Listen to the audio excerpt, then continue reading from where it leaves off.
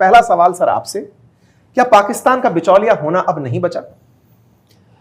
पाकिस्तान, अगर आप हिस्ट्री देखें तो पाकिस्तान ने ये कोशिश किसिंजर के टाइम से शुरू की थी, जब उन्होंने पहली बार रूस के अगेंस्ट यूएसए को चाइना से मिलाने की कोशिश की थी।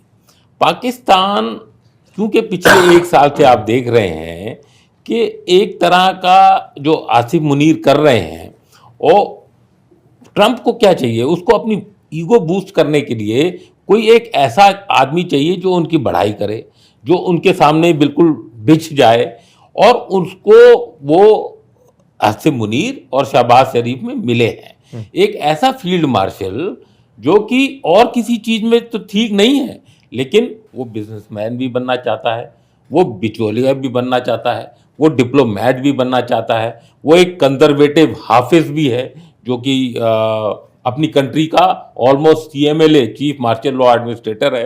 अब वो CDF भी है, वो आर्मी चीफ भी था, वो फील्ड मार्शल भी बन गया। तो ट्रंप खुद, आसिफ मुनीर खुद कंफ्यूज थे कि वो है क्या।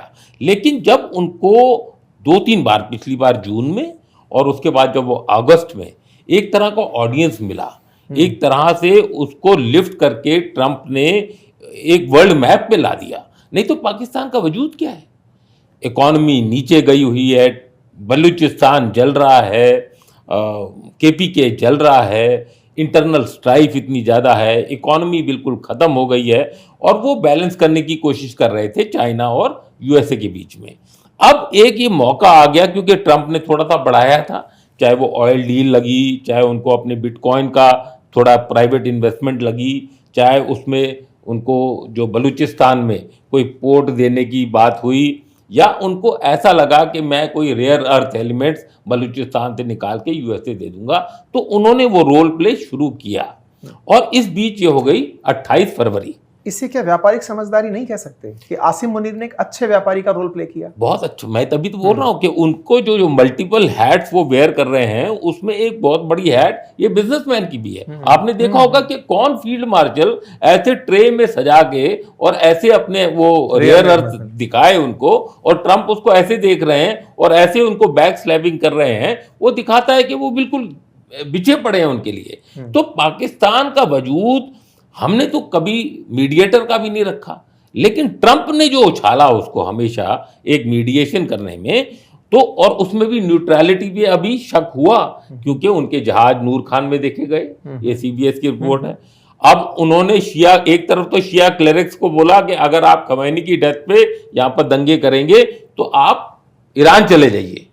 दूसरी तरफ उनको ये डर था कि अगर बूट्स ऑन ग्राउंड के लिए अमेरिका, क्योंकि अफगानिस्तान में उनको वो बेस नहीं दे पाए जो वो लेना चाहते थे, बगराम एयरबेस लेना चाह रहे थे, कि अगर ईरान पे हमला करना पड़ा और हमको इस रूट से जाना पड़ा तो हमको बेस चाहिए। तो वो दोनों तरफ से एक बैलेंसिंग एक्ट करने की वो कोशिश कर रहे थे। लेकिन क्योंकि 906 किलोमीटर का एक बॉर्डर है ईरान और पाकिस्तान का, क्योंकि 2024 के बाद जो स्कर्मिश हुई थी, जिसमें गोलाबारी हुई थी दोनों के बीच में, उसके बाद से थोड़ी सी शांति थी, क्योंकि उन्होंने एक हार्ड स्टैंस दिखाया अफगानिस्तान के साथ, और एक ऐसा फेक नैरेटिव फैलाया जिससे उन्होंने बोला कि उनको ऑप सिंदूर में जीत हुई है।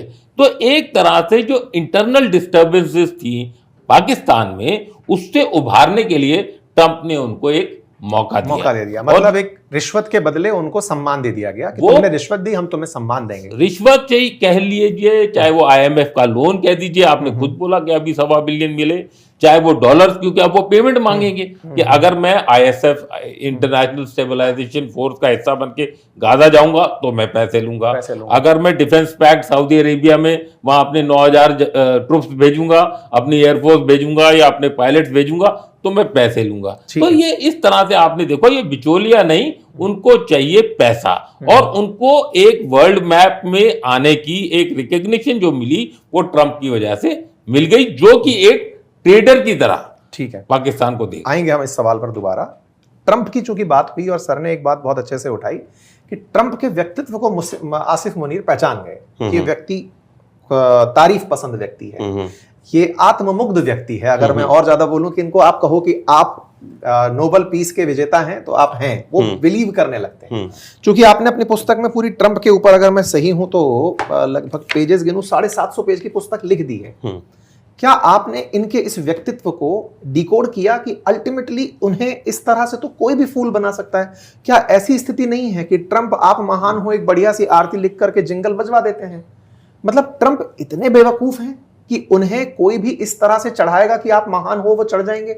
शहबाज शरीफ खुश होकर के कहेंगे सर नहीं नहीं, आप नोबेल पीस के बिल्कुल कंटेंडर हैं, आपको मिलना चाहिए, और वो इस बात को यकीन में मान लेंगे कि तुम बहुत सही आदमी हो। क्या उन्हें यह नजर नहीं आता कि भारत जैसी अर्थव्यवस्था बगल में खड़ी है, वो किसका साथ देकर क्या हो रहे हैं, क्या पा रहे हैं? आज व्यापारियों को लेकर के चाइना पहुंचते हैं, खुद की अपनी बड़ी जीत दिखाते हैं। उन व्यापारियों को पाकिस्तान की नहीं भारत की जरूरत है, वो भारत के कंपैरिजन में पाकिस्तान को विश्व पटल पर लेकर चलते हैं। कैसे देखते हैं आप इसको? Couple of things. वन, मैं ये कहूँगा, और एक होता है no Dai enemy in a sense, और नो एनीवन। तो हमें पाकिस्तान को समझना चाहिए पाकिस्तान क्या कर रहा है, जिस जनरल सामने भी कहा। मुनीर ने मेरे विचार से एक स्मार्ट गेम खेली है। ये केवल शब्द नहीं है कि फ्लैटरी करी। जब ट्रंप इलेक्ट हुआ और ऑफिस लिया 20 जनवरी को, उसी के 5 दिन के अंदर पाकिस्तान की ISI ने और इन्होंने जो काबुल ब्लास्ट में जो अमेरिकन मरीन्स मारे गए थे, उसका जो नंबर 1 अक्यूज था, उसको पकड़ के अमेरिका को भिजवा दिया। ट्रंप ने जब अपनी पहली स्पीच दी, आई थिंक 6 या 7 दिन बाद, उसमें उसने कहा आई थैंक पाकिस्तान कि इन्होंने उस ISI टेररिस्ट को हमें हैंड ओवर कर दिया है। इन्होंने शुरुआत वहां से करी। सेकेंड, जो क्रिप्टो करेंसी की बात हो रही है, ट्रंप ने 6 महीने पहले इलेक्शन से क्रिप्टो में इसको इतना पोटेंशियल दिखता है, जिसमें ट्रंप है, इसका बेटा है, दोनों एरिक और डॉन, छोटा बेटा भी है, बैरन भी है, और स्टीव विटकॉफ जो इसका पार्टनर, रियल एस्टेट, बडी, गोल्फिंग और हर जगह तो है। स्टीव विटकॉफ का बेटा जैक, वो भी पार्टनर है उस कंपनी में जिसका नाम है वर्ल्ड लिबर्टी फाइनेंशियल। पाकिस्तान ने उस कंपनी के आसपास घूम घमा करके अपने नेटवर्क निकाले। बेनांस एक और क्रिप्टो एक्सचेंज था, उसका एक फाउंडर था जिसकी भी अलग कहानी है। उसके थ्रू इन्होंने उस कंपनी के साथ नेटवर्क बनाया। एंड ऑलमोस्ट जब पहलगाम हुआ या उससे पहले की बात है, अबू धाबी में एक बड़ी क्रिप्टो करेंसी कॉन्फ्रेंस होनी थी, जिसमें एरिक ट्रंप डायरेक्ट आया Abu Dhabi, but Steve Witkoff Pakistan गया। पाकिस्तान ने एक एजेंसी बनाई, पाकिस्तान क्रिप्टो काउंसिल, और उसे इनवाइट किया गया कि आप हमें क्रिप्टो में एडवाइस कीजिए, how to create a crypto infrastructure in Pakistan. Steve Witkoff आया वहां पर। वो पहली बार हुआ कि उसको मुनीर से मीटिंग करवाई गई, शहबाज शरीफ से कराई गई, पूरा रेड कारपेट लेकर दिया गया। उसमें हुआ कि पाकिस्तान क्रिप्टो को, डिजिटल एसेट्स को अपनी अप्रूव करेगी रेगुलेटरी मैकेनिज्म से। उसमें उनको ज्यादा कुछ कमाई नहीं हुई, एक कंसल्टिंग सा कॉन्ट्रैक्ट हुआ, प्री पेमेंट करीब $20 मिलियन का, पर वो एक एंट्री बन गई। ये बात है, पहली खेप चली गई, है ना। देन नेक्स्ट जो इन्होंने स्टेप किया, जब ये जून में गए जो व्हाइट हाउस में, तो वो एंट्री मिल गई through the Witkoff family. Okay, और पहले इन्होंने उसको एहसान कर दिया कि हमने तेरे को पकड़ के एक अर्ली विन दे दी तेरे को, जो टेररिस्ट था अलकायदा या जिसका भी, तालिबान का। अब जब ये जून में गए, जो सर ने भी बात हुई मेंशन करी, वहां इन्होंने कॉन्क्रीट ऑफर दी कि गाजा में आपको स्टेबलाइजेशन फोर्स चाहिए, मुस्लिम नेशन, मैं देता हूं, मेरी बैटल हार्डर आर्मी है। ट्रंप ने बोला वाह, ये तो मुझे चाहिए, दे रहा है। One second, again as general mention, इन्होंने उनको ऑफर किया कि ईरान से, अच्छा उस समय गाजा वाज हॉट, गाजा को सॉल्व करना था, इसलिए इन्होंने ऑफर दिया। देन हमारा 800-900 किलोमीटर का बॉर्डर ईरान से, अगर आप चाहें तो अमेरिकन एजेंट्स, मोसाद एजेंट्स यहाँ से हम अंदर जाने देंगे, पैसा भेजो, वेपन्स भेजो, इंसर्जेंसी कराओ ईरान में, हम साइड कर लेंगे। और अगर जरूरत भी पड़ी तो हम देख सकते हैं कि अपने सोल्जर्स खड़े कर देंगे वहां पर। ये इन्होंने स्टेप बाय स्टेप कल्टीवेट कर, उसके बाद ये रेयर अर्थ मटेरियल्स ऑफर कर दिए, इत्यादि कर दिया। अब जहां तक बात है ईरान के साथ बिचौलिया, हमें याद रखना चाहिए 1981 जो तेहरान में एम्बेसी अमेरिकन को बंधक बनाए गए थे, तब से ईरान और अमेरिका के डिप्लोमेटिक रिलेशंस नहीं है। पिछले 45 सालों से ईरान की जो डिप्लोमेटिक इंटरेस्ट है, क्योंकि अमेरिका में वीजा नॉर्मल चीजों के लिए, वो पाकिस्तान एम्बेसी के अंदर है वो सेक्शन, इरानियन इंटरेस्ट सेक्शन।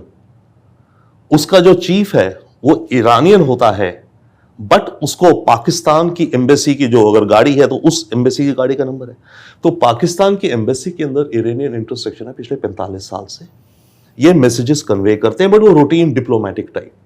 तो पाकिस्तान के ईरान के साथ काफी अच्छे वर्किंग, आप कहेंगे डिप्लोमेटिक सेंस में रिलेशंस है। अमेरिका की एम्बेसी भी नहीं है तेहरान में। अमेरिका के इंटरेस्ट जो स्विट्जरलैंड की एम्बेसी है तेहरान में वो हैंडल करती है। तो पाकिस्तान लंबे समय से ईरान का वो एक चैनल है कम्युनिकेशन का। But back to Munir and all, और उसके बाद फिर ये हुआ जो ऑपरेशन सिंदूर वापिस आई, उसमें नोबेल प्राइज क्या दिया। तो केवल बात ये नहीं है कि आप फ्लैटरी करके किसी को यहां बैठ के ताली बजा के कर दो, इन्होंने कॉन्क्रीट गोटियां खेली हैं, उसका ये एडवांटेज ले रहे हैं।